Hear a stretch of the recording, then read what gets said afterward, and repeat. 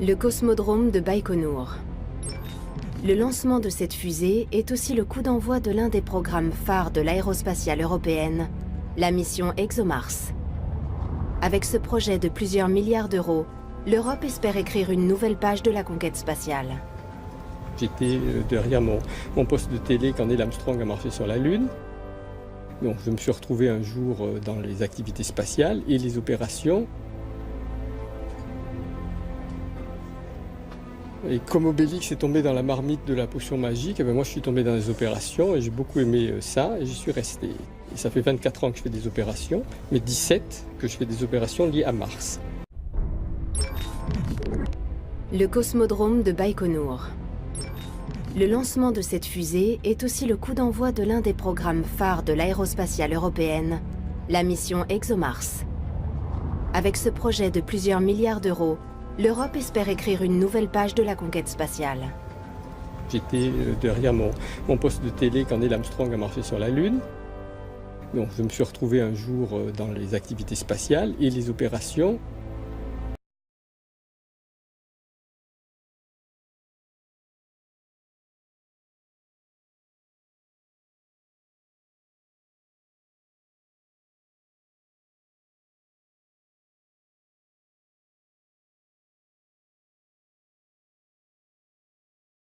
Le lancement, on doit faire confiance à la fusée et à son étage supérieur que nous fournissent nos collègues russes. Donc le satellite, pendant cette phase, qui est effectivement très longue, n'est pas dans nos mains.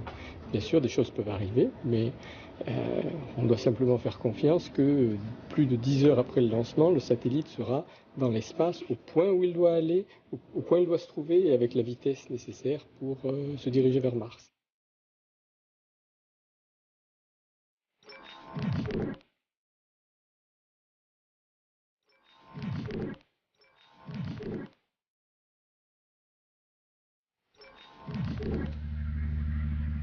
Nous sommes le 14 mars 2016. Un grand jour pour la mission ExoMars menée par l'ESA, l'Agence spatiale européenne, en collaboration avec son homologue russe, Roscosmos.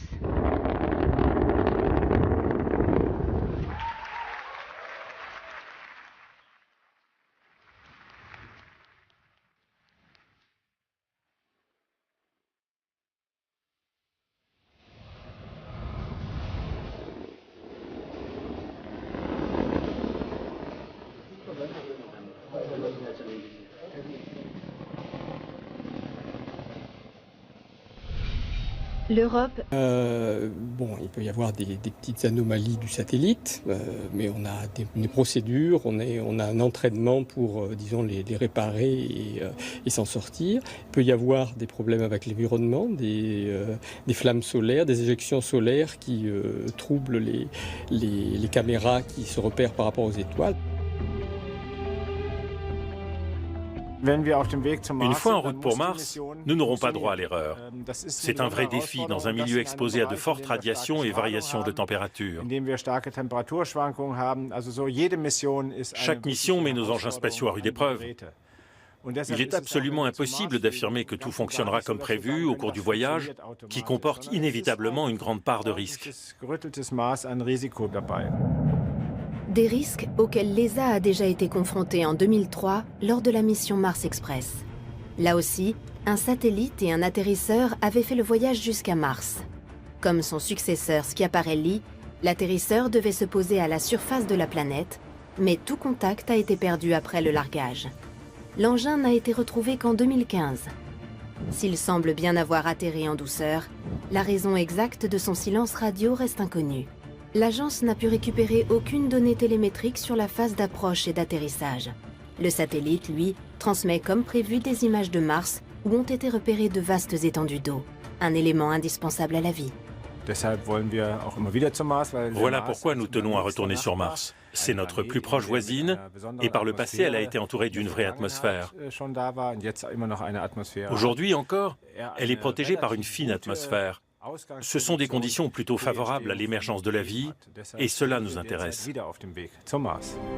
Mars a effectivement possédé une atmosphère plus dense, peut-être même propice à la vie, mais c'était il y a des milliards d'années. La pression atmosphérique y est devenue si faible que si un astronaute s'y aventurait sans combinaison, il mourrait en quelques secondes.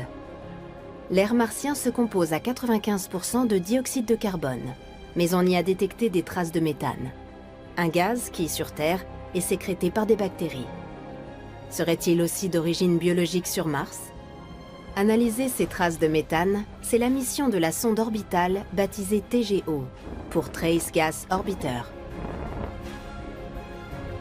Le TGO doit également aider à déterminer l'origine de ces ravines à flanc de montagne, qui apparaissent et disparaissent au fil des saisons.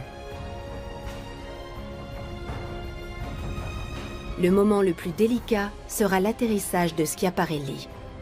La NASA, l'agence spatiale américaine, est parvenue à plusieurs reprises à poser des sondes sur Mars, mais aussi des rovers, des robots mobiles. L'atterrissage spectaculaire de Curiosity en 2012 est encore dans les mémoires. L'atmosphère à la surface de Mars est si ténue qu'il nous a fallu utiliser des rétrofusées spécialement conçues. Pour l'atterrissage proprement dit, nous avons choisi un système de grue volante. Le module de descente est resté en suspension à plusieurs mètres du sol et a déposé le rover au sol à l'aide de câbles. Nous voulions soulever le moins de poussière possible. Grâce à ces différents rovers, la NASA a une longueur d'avance technologique sur l'aérospatiale européenne. Et elle compte aller encore plus loin en envoyant des hommes sur Mars dès 2030. For the first time since the Apollo moon landings, NASA is preparing to send astronauts beyond Earth orbit on the most ambitious adventure ever. NASA's journey to Mars. But I think NASA has been very open and clear. La NASA a toujours manifesté ouvertement son intérêt à ce que d'autres agences collaborent à son projet de voyage vers Mars. Il s'agit de trouver un compromis entre les limites technologiques, les contraintes budgétaires et le temps imparti pour avancer vers un objectif que nous avons hâte d'atteindre. Au cinéma, s'affranchir de la réalité est un jeu d'enfant. Dans Seul sur Mars, le film de science-fiction réalisé par Ridley Scott, un astronaute de la NASA est laissé pour mort sur la planète rouge.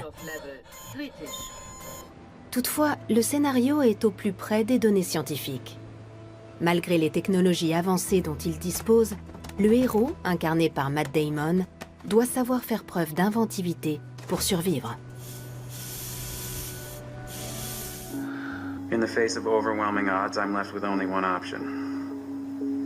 I'm gonna have to science the shit out of this. Le film a fait naître un regain d'intérêt pour Mars et pour l'objectif à long terme des agences spatiales, des missions habitées sur place. Pure science-fiction? Peut-être. Toujours est-il que l'ESA étudie depuis longtemps les problèmes posés par des vols habités dans notre système solaire. Au premier rang des difficultés, la pesanteur, qui affecte la santé physiologique des astronautes. Au cours du vol aller pour Mars, qui durerait 7 mois à lui seul, les os et les muscles des astronautes s'atrophieraient, faute de gravité. Une complication déjà connue de ceux qui séjournent dans l'ISS, la Station spatiale internationale. Une étude à ce sujet est menée dans l'un des laboratoires du Centre allemand pour l'aéronautique et l'astronautique à Cologne.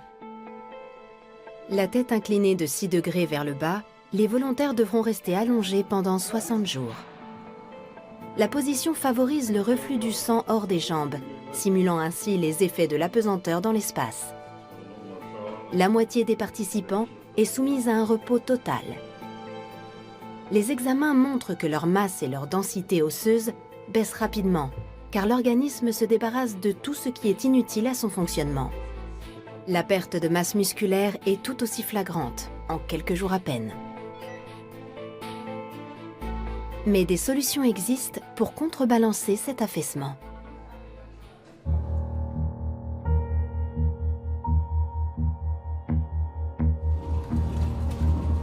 Les astronautes en mission dans l'espace s'astreignent à 2h30 de sport chaque jour, comme ici Alexander Gerst ou Samantha Cristoforetti. C'est l'unique moyen de préserver leur système musculaire et osseux.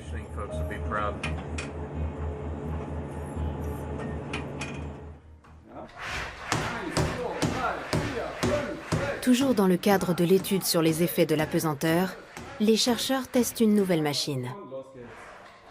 La deuxième moitié des participants prend part à des séances de sport.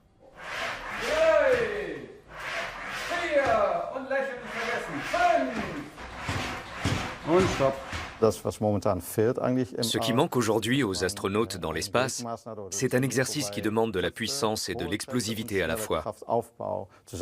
Les sauts permettent ce genre d'entraînement. Les sauts provoquent de légères déformations osseuses, entraînant un remodelage suffisant pour compenser la perte osseuse causée par l'apesanteur. Après 60 jours à l'horizontale, la totalité des participants à l'étude se relève pour la première fois. On nous a allongés sur une table basculante. Et sans prévenir, on nous a remis à la verticale, à 80 degrés environ. Je suis resté comme ça pendant 2 ou 3 minutes, avant qu'il m'allonge à nouveau parce que ma pression artérielle avait chuté. Tout mon sang est resté dans les jambes. Je me sentais si mal à la verticale que je n'avais qu'une envie, m'allonger de nouveau. Une sensation bien connue de tout astronaute à son retour sur Terre après plusieurs mois dans l'ISS.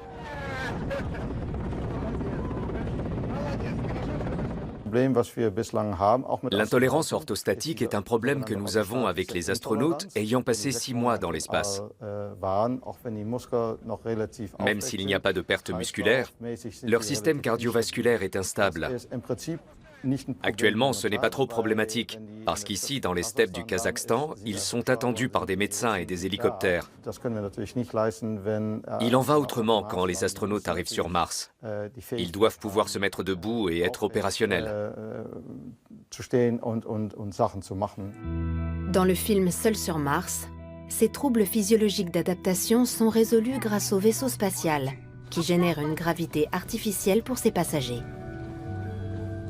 Une sorte de grande roue tourne en permanence, créant une force centrifuge qui s'apparente à la gravité naturelle sur Terre.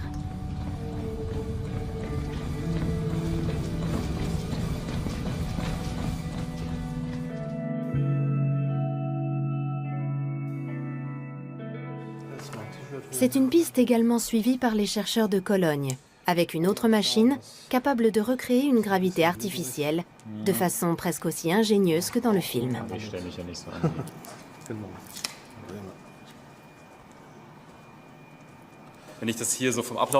Lors de nos tests, comme aujourd'hui, nous gardons à l'esprit qu'ils doivent être applicables pour les astronautes.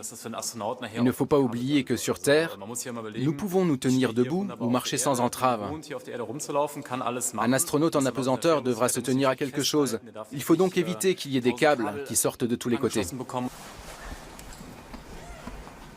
Dans l'immédiat, les câbles et capteurs posés par son collègue restent indispensables par mesure de sécurité. Fréquence cardiaque, rythme respiratoire, pression artérielle, ces constantes sont monitorées en continu pendant l'entraînement dans la nouvelle machine, car les forces exercées sont telles que Timo Freth pourrait perdre connaissance. Il y a des signaux clairs nous indiquant qu'il faut interrompre le test. Des médecins sont à nos côtés pour surveiller et éviter qu'ils ne s'évanouissent. À plus tard. Tout est prêt, bon entraînement. Guido, on va prendre sa pression artérielle avant de commencer. Très bien. Quand la centrifugeuse démarre, on est pressé contre le siège et on éprouve une sorte de vertige.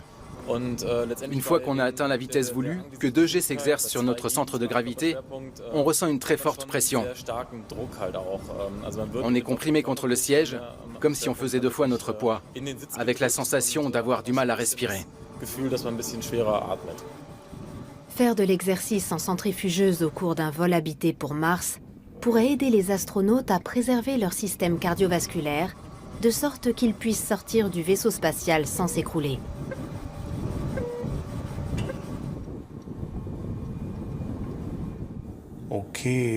Tourne lentement la tête vers la gauche. Oula. Maintenant à droite. Ça va? C'est une sensation que je connais déjà, mais j'ai vraiment le vertige en faisant ça. Ok, tu peux arrêter. On a fini. Le test est concluant. C'est un effort, mais il n'est pas non plus trop intense. Ce genre d'exercice serait adapté aux astronautes, qui pourraient même trouver ça amusant. L'ESA comme la NASA mènent différentes recherches préparant leurs astronautes à des vols habités en commun pour Mars. Mais de telles missions seraient encore extrêmement compliquées et coûteuses, et les agences spatiales n'ont toujours pas de moyens de transport appropriés.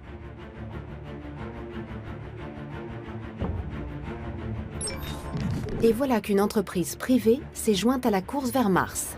SpaceX, avec sa capsule Red Dragon, qui pourrait un jour assurer des vols habités aller et retour pour Mars. Un vol expérimental sans passagers est même prévu d'ici 2020.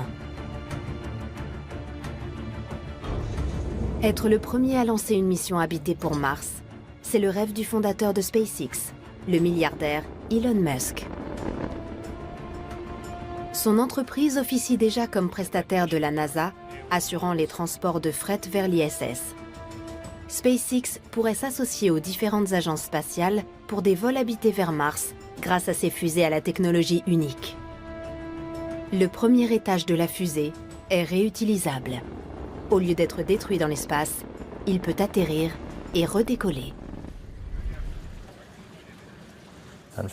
C'est une technologie appelée rétropropulsion supersonique qu'Elon Musk et SpaceX ont expérimenté avec des atterrissages spectaculaires du premier étage qui revenaient sur la base de lancement.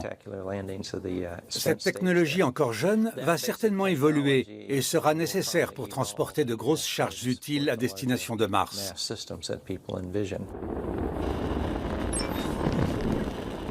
C'est le principal avantage offert par les vaisseaux de SpaceX. Étant réutilisables, ils feront baisser le coût des vols pour Mars, d'autant plus en cas de mission habitée. Or, celles-ci ne sont envisageables que s'il est possible de les financer.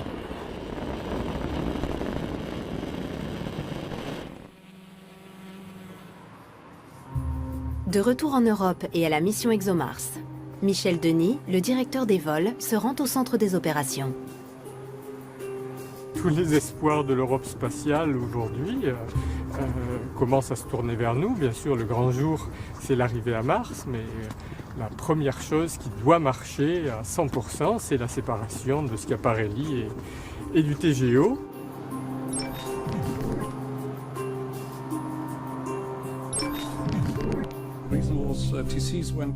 Un radiotélescope installé dans la ville de Pune, en Inde, doit capter le signal émis en cas de séparation réussie et le retransmettre jusqu'en Allemagne.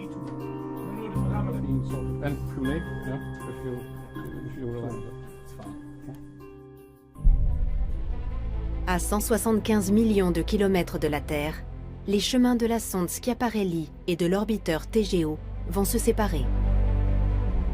La manœuvre s'effectuera en mode automatique, car envoyer un signal radio depuis la Terre prendrait presque 10 minutes, ce qui exclut un guidage en temps réel. Si le largage réussit, Schiaparelli continuera à s'approcher de Mars afin d'y atterrir, tandis que le TGO restera en orbite autour de la planète.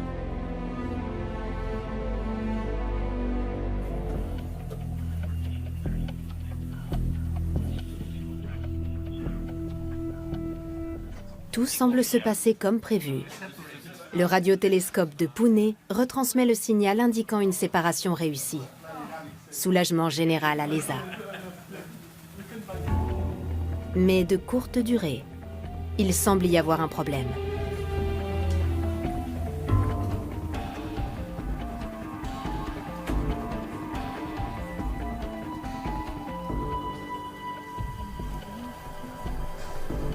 Le centre ne reçoit plus aucune télémétrie de l'orbiteur.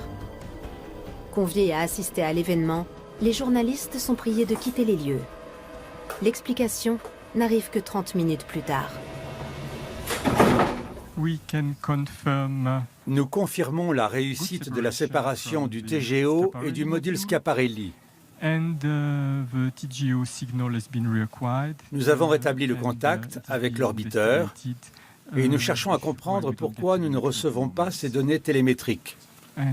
C'est tout pour l'instant. Ce serait une simple anomalie. Pas de quoi s'alarmer. Donc on s'est réunis, comme on le fait dans les cas d'anomalies. On a identifié qu'on n'avait pas un problème grave, qu'il suffisait de renvoyer quelques commandes pour reconfigurer la radio de bord du TGO et pour qu'il nous renvoie la télémétrie. La manœuvre de séparation est finalement un succès. La sonde Schiaparelli est censée atterrir dans 3 jours.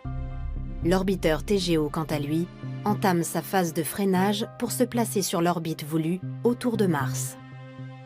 Il y a des visionnaires qui ne veulent pas se contenter de missions non habitées sur Mars, de satellites et de robots mobiles. Mars One will establish human settlement on Mars in 2023.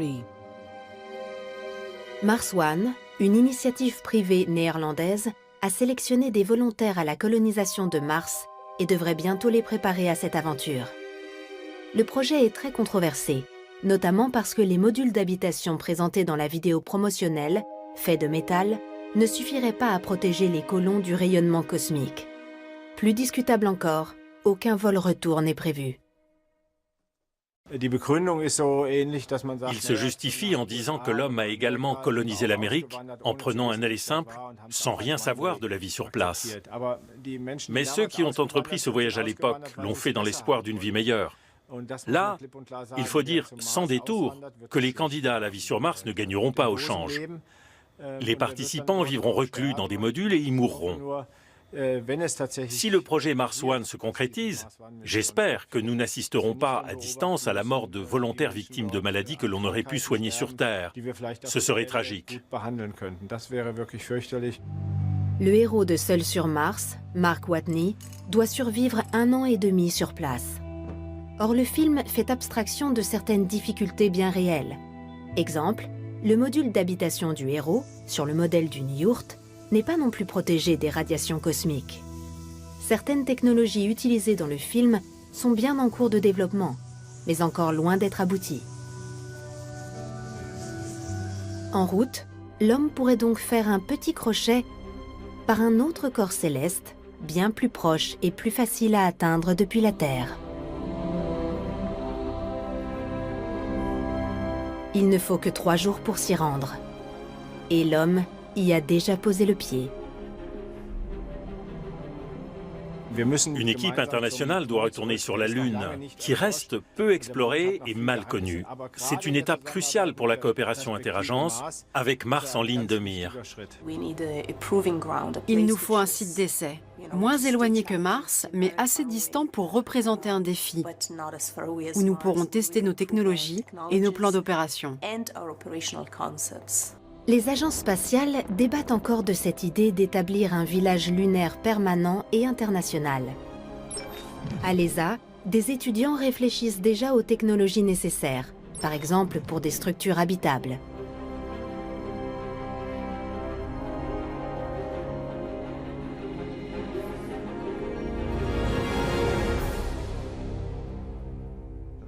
And the other one is for communication. On pourrait déjà se croire sur la Lune grâce à ce jeune homme. Martial Costantini, élève ingénieur, a programmé la visite en 3D de l'intérieur d'un module d'habitation lunaire à l'aide d'un casque de réalité virtuelle. Et donc cette base lunaire en 3D là, c'est une simulation, un prototype virtuel sur lequel on met l'astronaute au milieu et on regarde avec quelle efficacité est-ce qu'il peut travailler. Et en fonction des résultats de ce test, on regarde ce qu'on peut améliorer et on produit un nouveau prototype virtuel qui aura plus ou moins de meilleures capacités. Les logiciels qu'on a actuellement, qu'on utilise, ces logiciels-là sont très flexibles. On peut parfaitement s'adapter à un scénario pour Mars ou même pour encore autre chose. Ce prototype virtuel a été développé en quelques semaines seulement au centre des astronautes de l'ESA à Cologne. De jeunes talents y viennent de toute l'Europe pour imaginer de nouvelles technologies sous la direction de l'astronaute Samantha Cristoforetti. Nous nous projetons dans le futur et étudions des technologies totalement nouvelles et inédites. Avec nos élèves, nous explorons des voies encore inconnues pour voir ce qui en ressort. Et même si ça ne donne rien, ce n'est pas grave.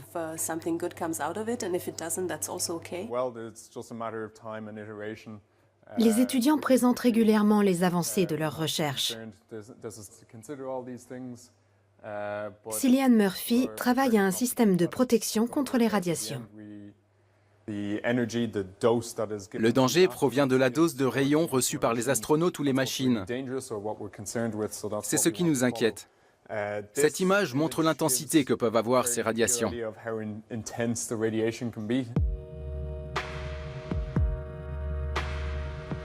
Le rayonnement solaire et les rayons cosmiques sont destructeurs et mortels. Le champ magnétique terrestre nous offre une protection naturelle, y compris contre les puissantes particules émises lors des éruptions solaires. Mais Mars et la Lune sont tous deux dépourvus de champ magnétique. Sans un habitat offrant une protection artificielle efficace, les astronautes mourraient rapidement d'un cancer. Puisqu'il est compliqué et coûteux d'emporter du matériel de protection sur la Lune ou dans l'espace, la priorité est de pouvoir tirer le meilleur parti des matériaux présents sur place. J'ai centré mes recherches sur l'utilisation de la poussière et des roches lunaires, et plus généralement de tout matériau disponible pour assurer notre protection. La poussière recouvrant la surface de la Lune s'appelle le régolithe, et différents scénarios prévoient de l'utiliser. Des robots pourraient le solidifier pour élever une épaisse paroi protectrice, comme dans cette étude conjointe entre le cabinet d'architectes de Norman Foster et l'ESA.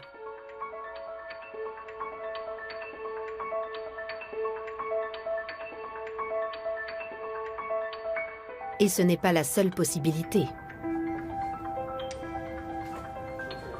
La lumière du Soleil, capturée et concentrée, pourrait aussi suffire à transformer le régolithe en roche solide. Seule certitude, impossible d'emporter de grosses cargaisons sur Mars. Une technologie récente pourrait donc être d'une aide inestimable.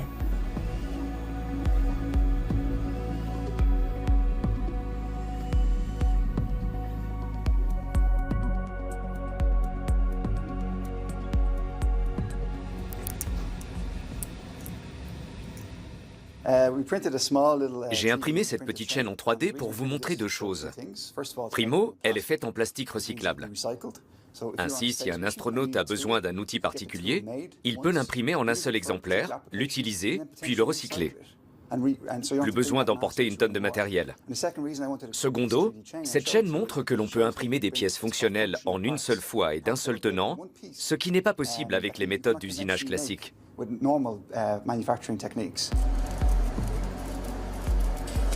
Autre moyen d'obtenir des pièces de haute qualité, l'impression à l'aide d'un rayon laser et de poudre de titane ou frittage, comme ici à l'Institut pour l'aérospatiale et l'aéronautique de Cologne. L'aérospatiale encourage l'innovation dans l'impression 3D. Cela bénéficie en outre aux industries automobiles et aéronautiques pour imprimer des éléments complexes. Les imprimantes 3D peuvent fabriquer des objets in situ, que ce soit dans un vaisseau spatial ou sur une autre planète. C'est un outil très puissant qui nous rend autonomes vis-à-vis de la Terre et nous permet d'aller plus loin dans la science et l'exploration spatiale. C'est une technologie cruciale. À elle seule néanmoins, elle ne résoudra pas tous les problèmes rencontrés sur Mars ou sur la Lune, comme celui d'un approvisionnement suffisant en nourriture. À Cologne, les étudiants ont conçu une mini-serre à légumes où ils ont planté des graines de tomates dans du régolithe, la poussière de surface des planètes.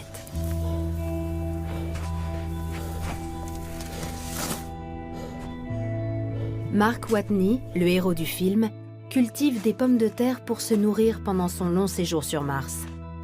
Aménager une serre de culture sur place. Cette solution de secours, génialement inventée par le héros du film, les chercheurs l'envisagent aussi pour des missions habitées sur Mars.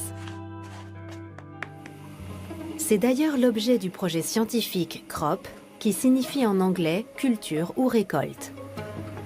Il faudra encore quelques semaines avant de pouvoir récolter leurs fruits, mais ces plants de tomates poussent bien. En guise d'arrosage et d'engrais, les astronautes devront recycler leur urine. Après transformation par des bactéries spéciales, elle servira à nourrir les plantes et à faire du régolithe, un substrat fertile.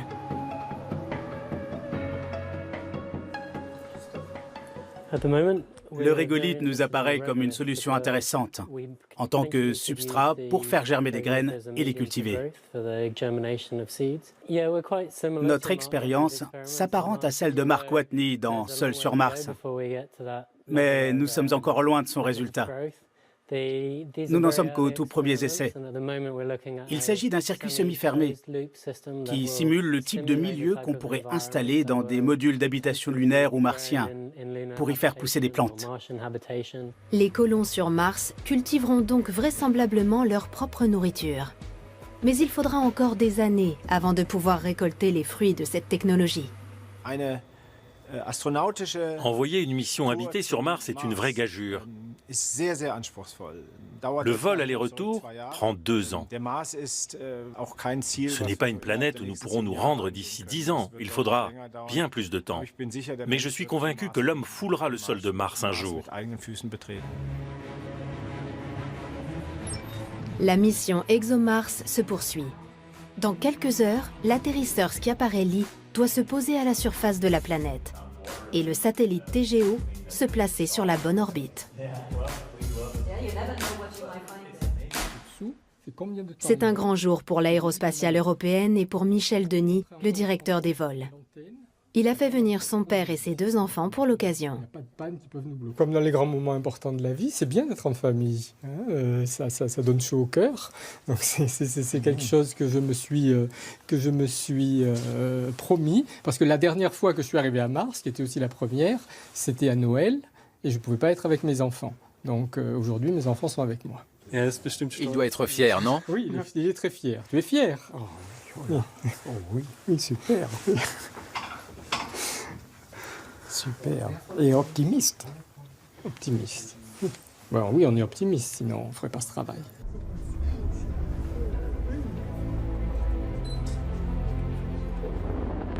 Voici le plan. Un bouclier thermique est censé freiner la sonde Schiaparelli lors de son entrée dans l'atmosphère martienne à 17 fois la vitesse du son. Elle aura encore une vitesse supersonique lorsque son parachute se déploiera. Une fois le bouclier et le parachute largués, des moteurs fusées prendront le relais pour ralentir la sonde. Enfin, une structure déformable doit amortir l'impact avec le sol martien, à condition que tout se passe comme prévu. Les télévisions du monde entier retransmettent l'événement, également diffusé en direct sur Internet par l'ESA. De quoi permettre à des millions de spectateurs d'assister à la descente de la sonde vers Mars.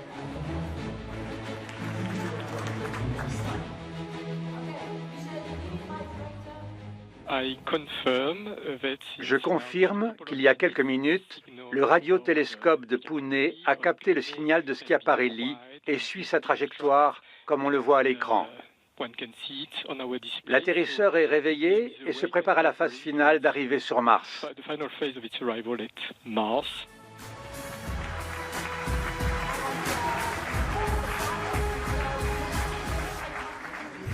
Dans l'immédiat, c'est l'orbiteur TGO qui concentre l'attention. Il faut à tout prix qu'il s'insère sur la bonne orbite pour que la mission ExoMars puisse se poursuivre, puisqu'il doit servir de relais de télécommunication avec la Terre. La séquence de freinage a commencé 135 minutes plus tôt, de façon à ce que la gravité de Mars l'attire. Si la manœuvre échoue, toute la mission sera compromise.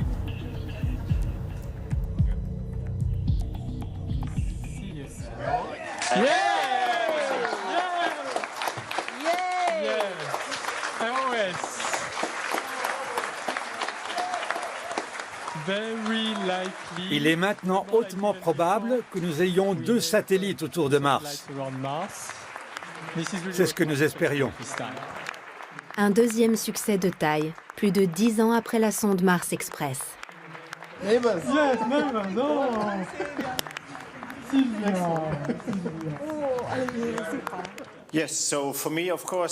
Être de retour sur Mars est un grand moment pour moi.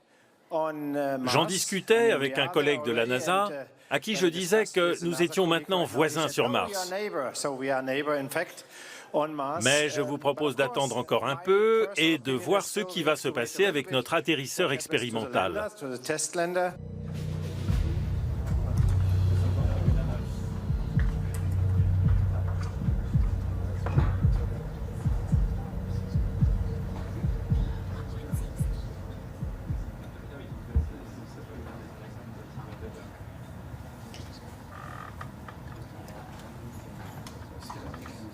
Conférence de presse du lendemain. Il manque à l'ESA 300 millions d'euros pour assurer la poursuite de la mission ExoMars. Moment mal choisi pour annoncer un échec. Pardonnez-moi d'insister sur ce point, mais quelle est la probabilité que l'atterrisseur soit intact? Nous ne savons pas. Je veux dire, Andrea a déjà dit que nous avions beaucoup de données et... Andrea? Il est très difficile de donner une estimation pour l'instant. Tout ce que vous voulez, c'est un chiffre? Moi, je vous dis que je suis satisfait. Je sais que nos ingénieurs font un travail fantastique, mais il faut aussi de la chance pour réussir. Malgré tout, à mes yeux, c'est un grand succès. Pensez-vous que les ministres qui devront valider le budget pour la prochaine phase en 2020 seront aussi enthousiastes? La mission ExoMars est-elle compromise? Je pense qu'ils verront d'eux-mêmes que la mission est un succès. Nous n'avons pas à les convaincre, mais à leur montrer nos résultats qui parlent d'eux-mêmes.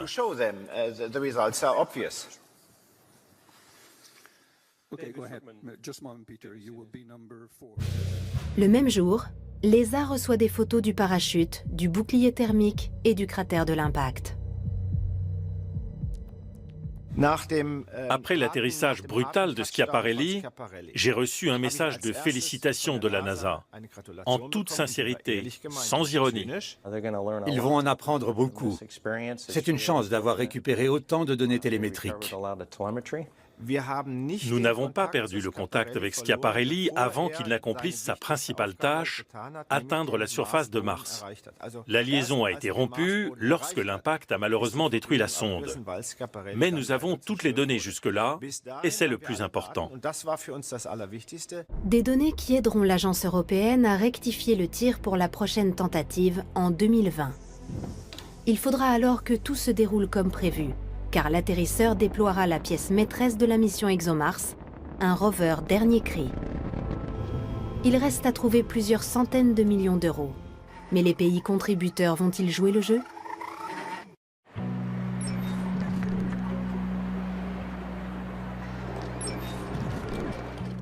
Le sommet spatial à Lucerne. Tous les 2 ans, les ministres des Affaires spatiales des 22 pays membres de l'ESA se réunissent pour définir son budget total. L'enjeu est de taille.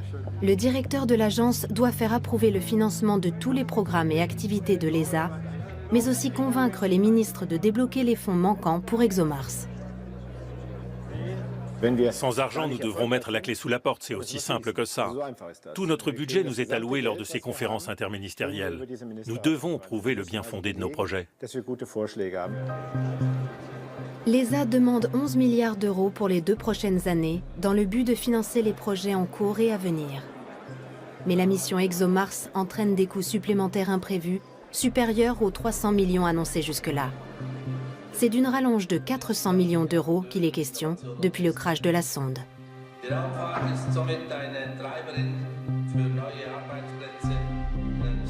Le directeur Jan Werner parviendra-t-il à convaincre les ministres de continuer à financer ExoMars? Une partie de la presse réclame son abandon, arguant que rechercher des traces de vie martienne est un gaspillage aux frais des contribuables. Un gâchis de plusieurs milliards d'euros sans réelle utilité. Quel intérêt de telles missions peuvent-elles avoir? Le sujet sera au cœur des débats du sommet. Est-ce qu'avoir une utilité consiste uniquement à fabriquer des produits qui seront vendus pour le double de leur prix? Ou est-ce aussi satisfaire cette curiosité qui nous anime, l'envie de comprendre comment est né notre univers? Y a-t-il de la vie ailleurs? À quoi ressemblera le futur? N'est-ce pas aussi ce qui nous intéresse, même si cela implique une vision à long terme? Moi, j'en suis persuadé, et je pense que la science ne doit en aucun cas se soumettre au diktat d'une utilité à court terme. Les arguments utilisés par le directeur de l'ESA pour convaincre les ministres de financer ExoMars ne filtrent pas. Mais en définitive, il vote en faveur de la mission et de tous les projets en vue de la prochaine étape en 2020.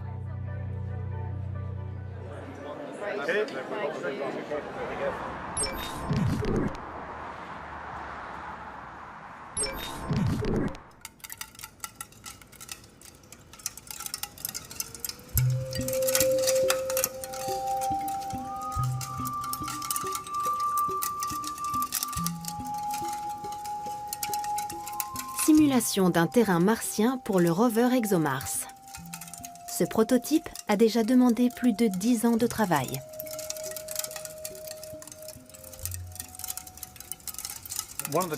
L'un des défis posés par Mars est son éloignement, qui varie entre 57 millions et 400 millions de kilomètres. Même en voyageant à la vitesse de la lumière, il faut 20 minutes pour y arriver. Il est donc impensable de diriger correctement le rover à distance. L'idée, c'est de lui indiquer la destination à atteindre et le rover se chargera du reste. Il est totalement autonome, capable de percevoir le terrain qui l'entoure, de l'analyser, de déterminer où il peut passer en toute sécurité et donc de planifier son itinéraire. Le rover est un robot mobile qui doit explorer seul la surface de Mars. Celui-ci a été baptisé Brian et il lui faut encore l'autorisation de l'homme pour prendre son indépendance. On peut passer en mode automatique ? Oui, on peut. Vas-y. Observer, analyser, puis choisir la direction à prendre. Ce qui est un jeu d'enfant pour l'homme est un exercice d'une grande difficulté pour un robot. Voilà comment Brian perçoit le terrain qui l'entoure. Son programme détermine l'itinéraire à emprunter, car Brian a été conçu pour se déplacer en toute autonomie. Une machine quasi intelligente, douée de perception, mais qui préfigure de loin seulement le véritable rover envoyé sur Mars. Celui-ci n'est encore qu'un modèle informatique qu'il faut adapter aux conditions régnant sur Mars. Il fait très froid sur Mars, avec une grande amplitude de température entre le jour et la nuit.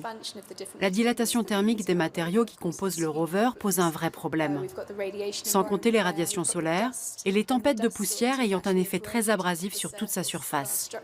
Nous devons trouver une solution à tout cela. Si l'on veut que le successeur de Brian puisse déceler une éventuelle trace de vie sur Mars, il faut le rendre ultra résistant aux conditions difficiles qu'il va trouver sur place. Mais quelle forme de vie pourrait bien résister à de telles conditions? Peut-être des bactéries semblables à celles-ci, présentes dans les milieux les plus hostiles de notre planète, comme par exemple dans les profondeurs des mines de sel.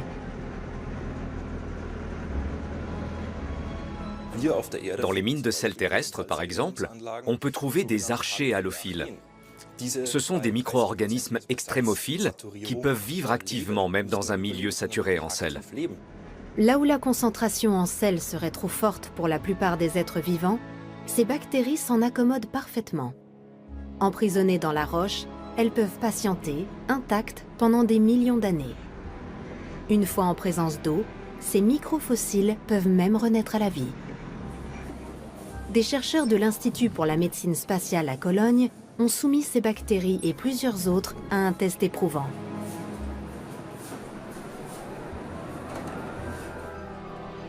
Elles ont été enfermées dans un mélange gazeux simulant l'atmosphère martienne, avec une présence prépondérante de dioxyde de carbone. Les échantillons ont ensuite été fixés pendant 1 an et demi à l'extérieur de l'ISS, exposant les bactéries au froid du vide intersidéral et aux radiations solaires. Des conditions aussi difficiles que sur Mars.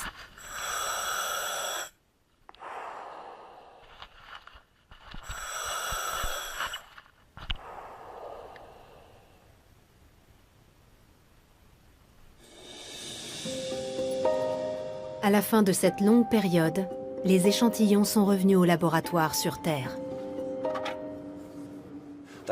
Nous sommes un peu tendus, parce qu'il faut manipuler ces échantillons avec précaution sans se tromper. Il est très rare d'avoir la chance de mener une expérience sur l'ISS, donc nous ne voudrions surtout pas commettre une seule erreur. L'analyse prendra plusieurs mois, mais elle a déjà livré ses premiers résultats.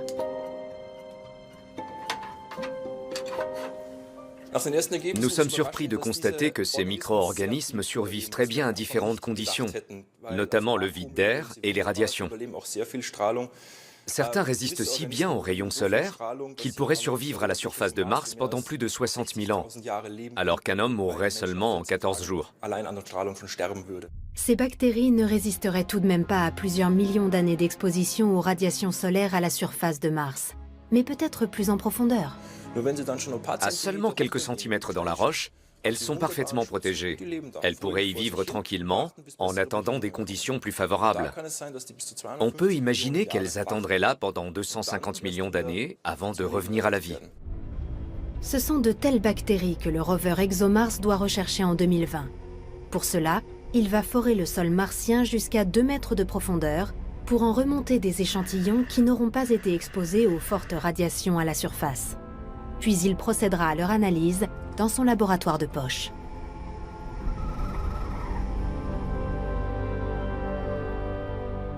Nous avons atteint 600 degrés, 700 degrés. Ce petit bijou de technologie est en cours de test. Baptisé MoMA, c'est un instrument d'analyse moléculaire dont ce minuscule four fait aussi partie.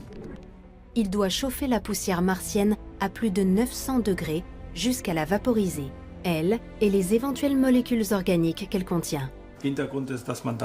L'objectif est d'identifier certains acides ou molécules pouvant être à l'origine de la vie.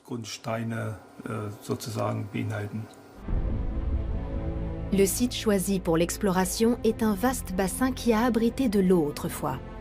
Même si elle est gelée, le sous-sol pourrait encore receler des traces de vie, datant d'anciens océans ou lacs, et que le robot européen espère découvrir.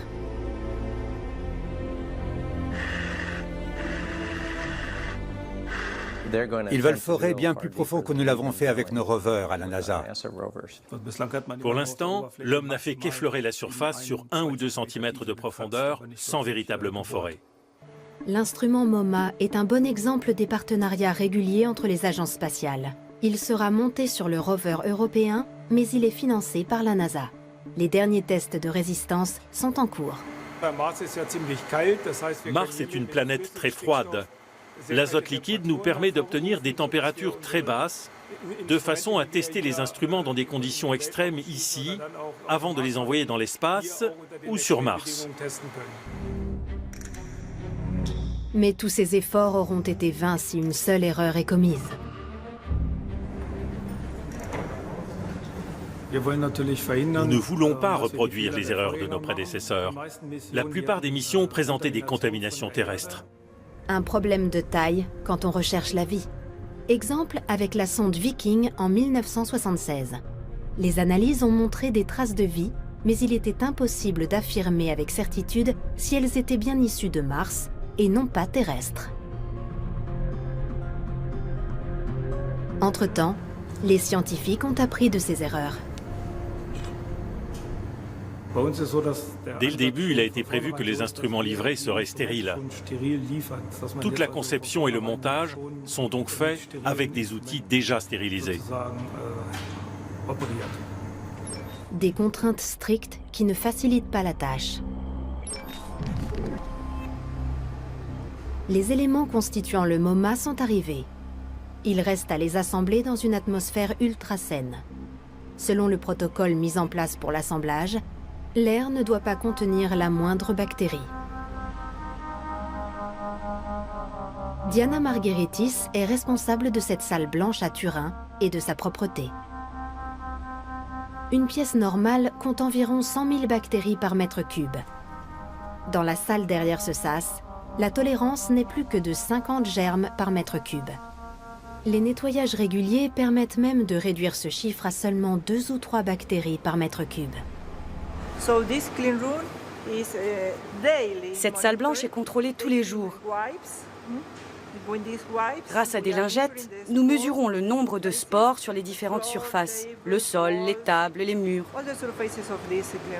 Il faut s'assurer que leur nombre se maintienne dans les limites autorisées.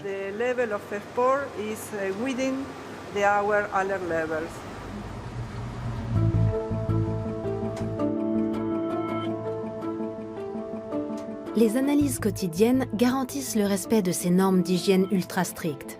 Si le nombre de bactéries dépassait le seuil autorisé, tous les instruments de la salle blanche devraient être démontés et stérilisés à nouveau.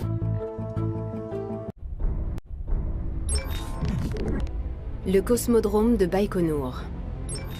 Le lancement de cette fusée est aussi le coup d'envoi de l'un des programmes phares de l'aérospatiale européenne, la mission ExoMars. Avec ce projet de plusieurs milliards d'euros, l'Europe espère écrire une nouvelle page de la conquête spatiale. J'étais derrière mon poste de télé quand Neil Armstrong a marché sur la Lune. Donc je me suis retrouvé un jour dans les activités spatiales et les opérations.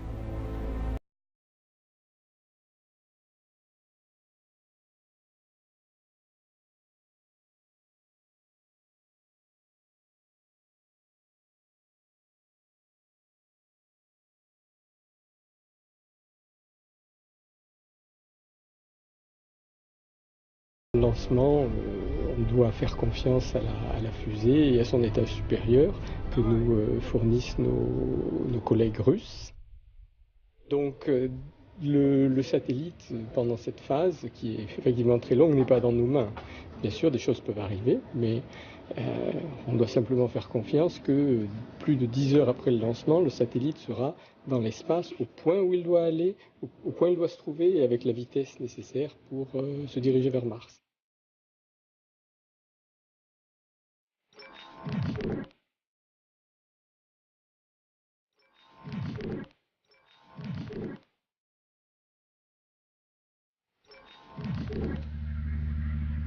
Nous sommes le 14 mars 2016. Un grand jour pour la mission ExoMars menée par l'ESA, l'Agence spatiale européenne, en collaboration avec son homologue russe, Roscosmos.